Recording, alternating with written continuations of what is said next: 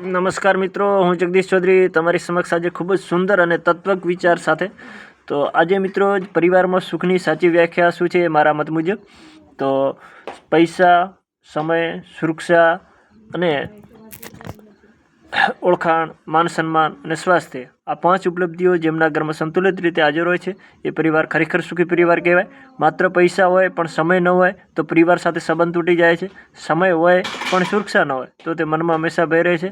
સુરક્ષા હોય, ઓળખાણ ન હોય તો આત્મવિશ્વાસ ખોરવાય છે. અને ઓળખાણ હોય ને પણ સ્વાસ્થ્ય ન હોય તો આ બધું હોવા છતાં કશું રહેતું નથી. અને સ્વાસ્થ્ય હોય પણ બાકીની 4 વસ્તુઓ ન હોય તો જીવનના ગુરુ લાગે છે.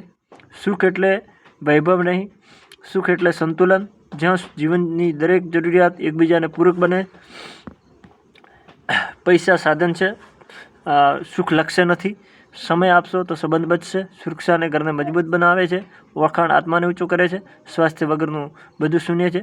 જે ઘરમાં સ્વાસ્થ્ય અને સમજ હોય એ ઘરમાં સુખ આપમેળે વસે છે.